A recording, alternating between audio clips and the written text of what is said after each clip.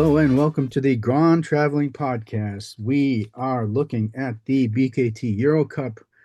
We have just finished off with round 11. This is episode 13 of the 25-26 season.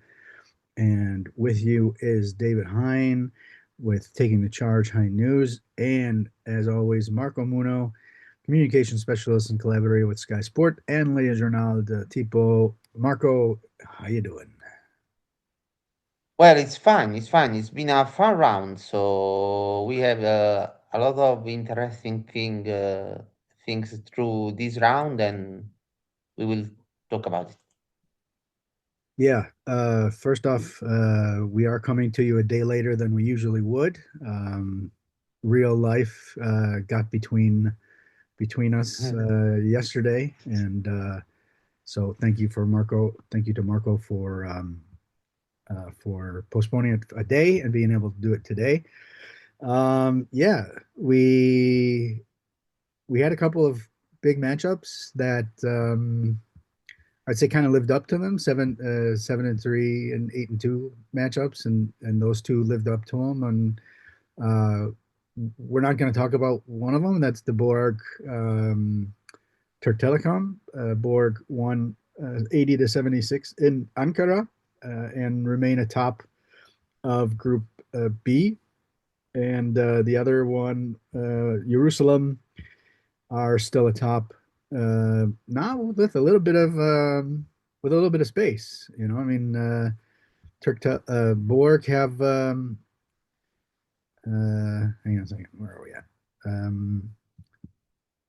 Yeah, Borg. Besiktas is right there at 8-3, whereas Jerusalem now two-game lead over both Cedevita and Bajasir.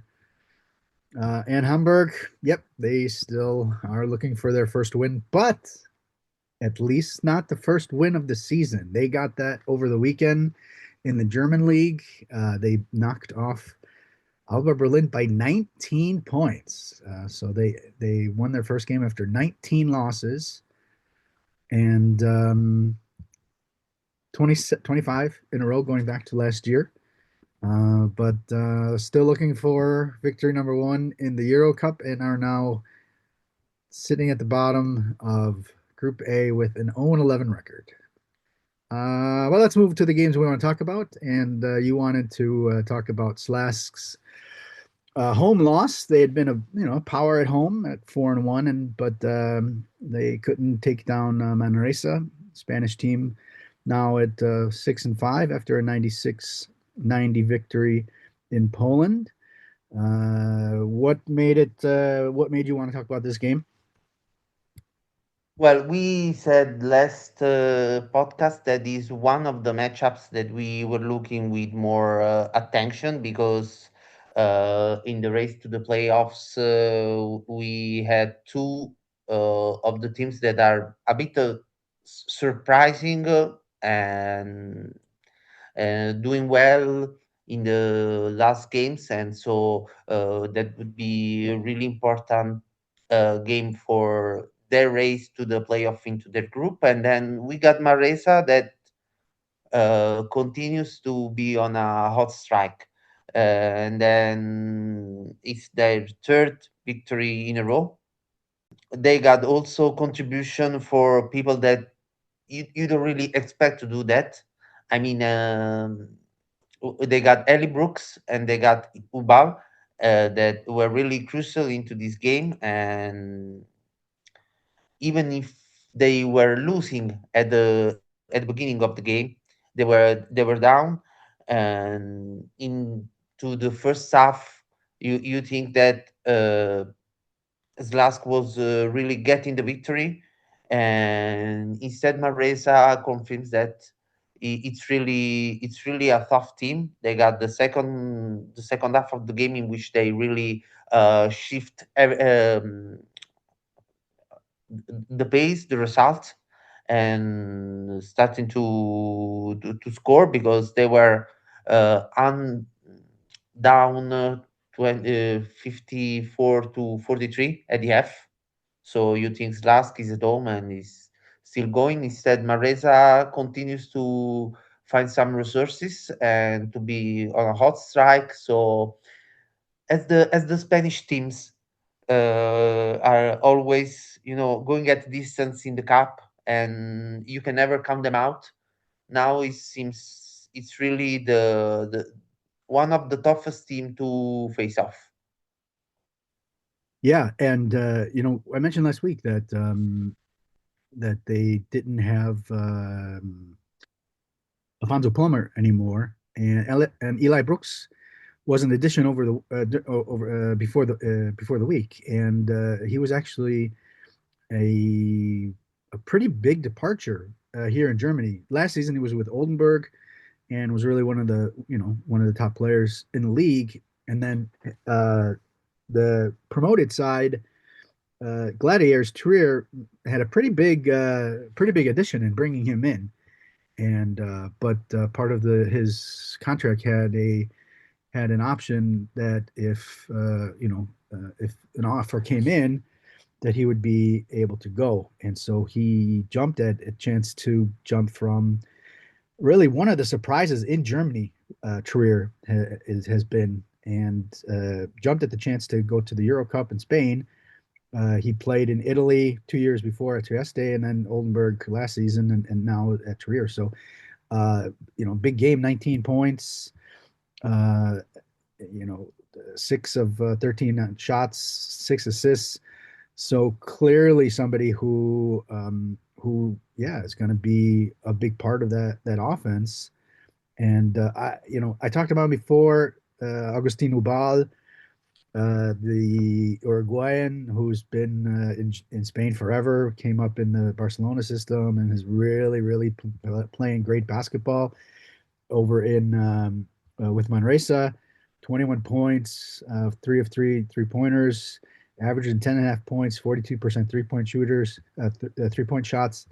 And he's a name at least the people in the youth basketball system have heard for many years. He's still only 22, so he's still got loads and loads of basketball left with him, and this is his first real chance to shine. So really happy about Augustin Ubal. I'm going to go over to the crazy game, and that was Cluj breaking all sorts of records with their 118-97 win over Neptunas. I think it was 34-9 or something like that in the first quarter. They scored 38 points in the first quarter, a new record for them for the first quarter. Scored 68, a club record after in the first half. It was 92 after the third quarter, also a club record. And they ended up with 118 points, which is a record for them for the most points in a 40-minute game. They had scored 120 points, sorry, in an overtime game. And we knew this was going to be a high scoring game because these are two of the best offenses in the league. And also was a massively important game too, because you had in Group A, both these teams came into the game at 5-5, and Cluj, get a huge win, 65. The game was over. Actually, no, it wasn't totally over, because which was actually super interesting, because it was a 30-point game just before halftime.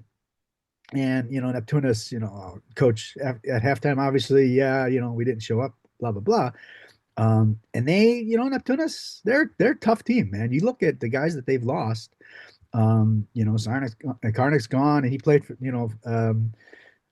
he played national team for somebody, and had a big window. And you think if he was still there, what Velichka's doing, and Lomas has been, we haven't talked that much about Neptunas, but Richard's Lomas has been one of the best players in the Euro Cup.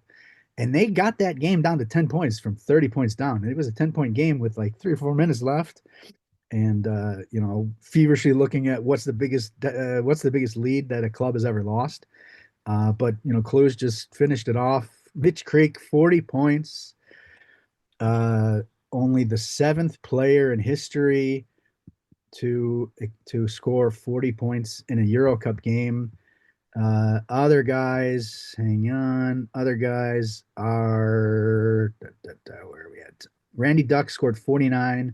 Bobby Brown, Meyer Chapman, Lucas Mavraklidis, John Roberson, and Scotty Wilbekin. Those are the only other players who've scored 40 points in a Euro Cup game, 49 being the record by Randy Duck back in 03-04. So Clues just put on a show. Loads of fun to watch. Creek was just unstoppable. And the thing about Creek, I think he went 14 of 15 from the field. 4 of 4 from 3-pointers plus 9 plus 8 of 10 on free throws. 43 index rating. So just an amazing performance.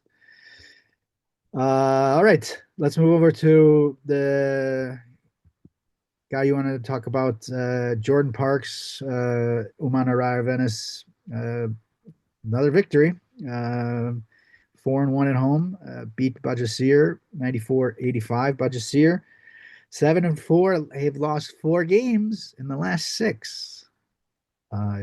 They beat Cluj last week, and we thought, okay, maybe they've turned the corner again after the FIBA break, but Reyer comes back and takes down Bajasir. What sparked your interest in Mr. Parks? Yes, I think it seems like it was the night of Malaki Flynn, and Bashir was really on track to win a huge one in Venice, and then just starting to roll again. Instead, Parks had other plans, and he was really shining in the second half of the game. He scored like 30 points at the end, and is not really only what he scores, but also what it brings to defense. I mean, he's an all-around player. Maybe and You always can count on his energy, even if in the defensive end. And he's not really a pure scorer. He had some nights, and that one was really one of his nights because he was not really going to bring energy, bring jumps, but he was kind of unstoppable on the second half of the game, in which you can say, he lost the duel with Flynn, talking only about points. But if you think the overall battle, he won it because when it was down at the F, and instead because we had a really a huge second quarter by Bashaseir, and instead Parks was really the guy for Venice to add the important run of 15-3 in the second half of the game, and to shift all the energy in the game with his energy, and he ended with a 34 of PAR, and yes, 30 points, and as always an overall contribution, in which he is really the guy that Venice can always count on. You can have around him other people that can really shine at moments. This time, for instance, we have Bowman, or some things by Tessitori. How often we have Cole, but this time Parks was really the guy with 30 points. And then Venice brought home a huge victory, and Parks was really instrumental, more than instrumental for it. 26 points in the second half he scored. Parks is a super interesting guy. I did an article about him back in the 23-24 season. He's had 10 of his 11 seasons has been as a pro in Italy. And in 2020, he had been with Treviso, and he actually went down from Treviso back to the second division, and played for Napoli then in the second division. And he wanted to go back because he wanted to win a second division title. He had lost it with Trieste in 2017, and Olandinia in 2019. So in 2020, he actually went down to go to Napoli with the goal of winning the second division, and he did it, and he went back up. Super interesting guy, and he loves it in Italy. He's been all over the place. Trieste in the Trieste at start, Sicily, then Treviso, Naples, and now for a couple of years in Reyer. So super interesting guy, Jordan Parks.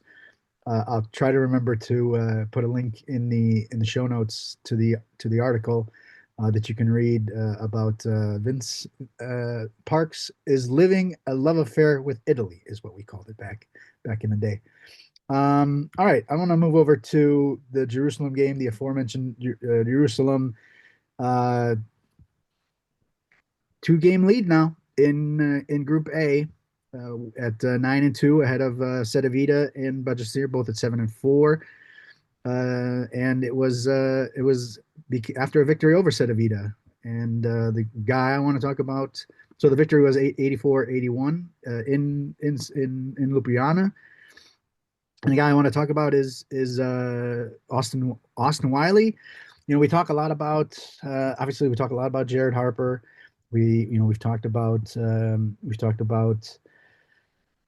Cassius Winston. We've even mentioned Justin Smith. We've mentioned Anthony Lamb, but we haven't really talked about Austin Wiley. And this he's had double figures in rebounds 4 games. So he picked up 8 points, 13 rebounds, and 6 blocks, a total menace, and was really one of the running partners and super rim protector in this very important game. 4 games in double figures and 12 blocks in the last 3 games. 12 blocks in the last 3 games. So he's definitely stepped up his game. And yeah, the usual partners, Harper, 21 points, 16 to 17 free throws. So Jared Harper was doing Jared Harper things. At the other end, Andre Nikolic with 27 points. Just wasn't enough. And, we kind of talked about it last week. I know this was a road game, but for Jerusalem, but not only do they have the home crowd back, but they also added Isaiah Mobley as and that's a big name, and so it's almost rich getting richer, and with you know thoughts of they plan on going to the EuroLeague. I mean, that's their goal is to make it to the EuroLeague. And when you go out and add a guy in Mobley, he had been in Turkey earlier with Manisha, but where was he drafted? He was drafted fourth 49th overall. Played a couple years with Cleveland, Philadelphia as well. So it's a big signing, and he's a guy that gives them that much more versatility, especially as a pretty big size power forward at 6'9". It's going to be tough now for other teams out there. I mean, Jerusalem, I think we definitely have to put up there as one of the really really serious contenders for the title. I mean, we've had it that way, but now with the addition of him, and now again, like we said, with the addition of the fans, we know how crazy the fans are in Israel for their teams. That's a huge addition for them. So Austin Wiley, we'll see what Wiley is able to do if he continues his amazing trend. But we'll see. All right, let's move over to your guy. You wanted to talk about Shavar Reynolds from London Lions. London went to overtime and handed Besiktas their third loss of the season. Sorry, and 98-96. London now at wait, no, they're not 5-5. What's London? London is 5-6. Yeah, London is 5-6. And yeah, we talked about Besiktas and their powerhouse, but they are only 2-3 on the road. They haven't been able to get much done on the road. All 3 of their losses.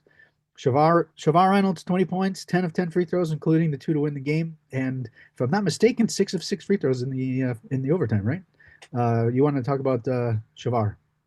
Yes, and you can also add the free throws that impact that were really crucial at the end of the Descend it to uh, regulation, send it to overtime. yeah, Reynolds has really a strange path, a unique path, because in his career, after being on the United States, as always, he was really playing before first in Netherlands, then in Cyprus, then in Greece. So it's not really the standard path of someone who really is ready to shine. But and this season in London, he just played 2 games. He had an injury, so after the first game in which he scored like 4 points, he was really he really disappeared for an injury, but he disappeared. And when he came back into this game, he was really more than crucial. I think at the end of the game, a huge game because Besiktas lost at the overtime, and then you got a close game, and you got a bit of an upset. We can say that because yeah, London was playing uh, in a home game, but against a really tough opponents, and in the end was really the Reynolds game because he scored the free throws that at the end of the regulation were really getting London ahead before the points from Vito Brown, and then he missed the shot to um, win the game. So we went to overtime, and instead of being like let down by the mistake. He was really shining because he scored basically every point of London because he scored like uh, just the free throws, and that really was closing the game 2 times. And he also had another 2 free throws along the overtime, and so it was really instrumental for the win. And when you make like 10 for 10, you were really not missing, and not only because you can see the PAR, or you can see the percentages, you can see the points, but it was really um, instrumental for the win for with an overall contribution. It was really also vocal to the team. So it seems like it was his team from the beginning. He said his beginning was not really existing because he just played 1 game. And you always kind of fascinated from people that really can step up to moments like that, because with this victory, London was really making a step ahead into into the group B, into into the new playoff race of the group B. And you can really say that you are one of the team that you have to face up with really concentration, or you can may end up losing really easily, as as for instance for as Trento, that is really one of the team on the roll. And I will let you finish the speech about Trento. Well, actually, I want to talk about Reynolds because he's a guy that he might not be a big name, but he was a major addition because he helped Pauk Thessaloniki. You mentioned that he went Feyenoord, Rotterdam to Cyprus. With Pauk, they reached the final of the of FIBA Europe Cup last year. Lost in an amazing fashion. Actually, their playoff run, Fribourg, Cholet, and Bilbao was absolutely unbelievable. And on that team was Jake Forrester, who's with Aris, and then also was Jackson Kreuzer, who's with Paninios, and their coach. Do you know? We may have mentioned this before. Actually, I'm pretty sure we did mention it before. Do you know who the coach at PAOK was last year? The question: who was the coach at PAOK Thessaloniki last year? Brought PAOK the Greeks to the final.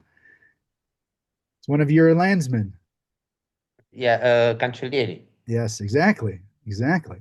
So we're seeing that PAOK team pretty well represented, and Reynolds was the leading scorer, leading assister, and for the season he averaged 14.6 points, 3.1 rebounds, and 5.2 assists. So he was actually a pretty big addition for them, and so London's still in it. Obviously 5-6. You have that mess of 5-6 teams with 6-5. They get on a roll, then you're looking at maybe, fourth place is not far away. Third place is only 2 wins away. So if they can get hot, it's a team that, has really would love to do it. Would love to be able to be in contention for the final and get to the big league next year. Um, and they Also, tested Borg. They've been able to win some close games. Um, yeah, you wanted to say? yeah, that they won the games that they need to win against the teams that can really match up with them. So they as for now beat won against Lichtabelis. They won against Chemnitz. They won against And Trento, Panionios. and they lose just for by 1 point against Ulm, so they can really, win at home. And at the end, if you um, lost big games, or even if games against teams that are really above your level, you cannot really match up into the standings. So I think you have to win the race against the team that are pretty much into your level to place before them into the standings. And I think London Lions is really doing that kind of things. They are putting themselves into that position. Yeah, and then grab a win like this, grab a win over Besiktas or whatever to help you. All right, let's move to the last guy, and that's Sheik Niang, the obviously younger brother to Celio, who's was drafted by Cleveland and then moved over after 2 years at Trento, moved over to Virtus and has had a solid season over there in the EuroLeague. Niang is only 19 years old. 11 points, 3 of 3 3-pointers in Trento's 91-90 thrilling overtime victory over Buducnost. Trento, big victory because it was also at home against a direct opponent in the race for the playoffs. Trento now 6-5, 4-2 at home. So this was their second road, 4-2 on the road. This was their second home victory. 7-4 is Buducnost. Trento's won 3 straight games, and Sheik, 11 points, 3 of 3 on threes. He had 6 points on 2 of 4 threes against last week against at Borg. Kind of mentioned him a couple of weeks ago that teams, you know, all these young guys, they might start out strong and then the adjustments are made. He scored more than 9 points, 2 rebounds in the first 5 games, but then combined for only 5 points and 3 rebounds combined in the next 3 games. And so since the break, then he's had the 6 points and against Borg. Didn't play the first game after the break, but he had 6 points against Borg and now 11 points. So this is a kid that a lot of people are paying attention to, obviously also because of the brother over Salio over at Virtus. But you see him play with so much confidence, even though he's only 17. And so, yeah, these next couple of weeks are going to be real interesting to see how much he's able to really stamp his game. Show what he's able to do for the team. All right, let's move on to next week. So just to let y'all know, we're gonna do a podcast next week. It'll probably come out earlier than we usually do it, and it'll be our Christmas podcast where we're gonna Marco and I are gonna hand out presents, a la Saint Nick, baby Jesus, whatever. And because the next round of games is kind of messed up, so there's one game Chemnitz hosting Besiktas or Bajasir. I gotta look, but that's on the 23rd, so that's before Christmas. That is Besiktas. But then on the Tuesday, the 30th, are 7 games, and then on Friday, the January 2nd, there are the other 2 games. So the round 12 is spread out uh, over 2 weeks. But we do want to get a podcast out next week for the Christmas special. Let's run down the game day, the round of games, because this will be the fans' chance to hear from us about what we think about the round of games. So what do over this next 10, 12 days, whatever it is, what games are you really looking forward to? Yeah, I can say 2 games. We talked about the 2 teams, and we got Trento against London Lions. That it seems really a matchup that can really decide a lot of the playoff race into the Group B, and also we got one of the matchup that really involved the 2 important teams like Buducnost and Turk Telekom. Yeah, Buducnost, Turk Telekom, both teams at 7-4. Trento at 6-5. London at 5-6. You mentioned that Manresa has become a hard team to play. They're playing at Jerusalem, 9-2, 6-5. Aris Cedevita, I think I mentioned that, we can't really. I don't really want to take Aris seriously until they win back-to-back games. They actually did that now, so now you have a home game against Cedevita. If you really take yourself seriously as a candidate for to go far in this tournament, then in this competition, then you really need to beat Cedevita at home. So 6-5, 7-4, Aris and Cedevita. And the other game that I just want to throw out there is Neptunas at Reyer. Both teams at 5-6. So that's a big matchup to watch as well. So anything else? I think maybe Cluj and Slask about games that can really, decide what the fate of the playoff run. We can also have a look at that, and then we got really this strange round because it goes between 2 years. Yeah, So exactly. Yes, exactly. Yeah, teams like, "Oh, I don't want to play this year anymore." All right, Marco, why don't you let everybody know where they can find you on social media? yeah, basically on every social media, but mostly on X, always as Marco A Munno, Munno.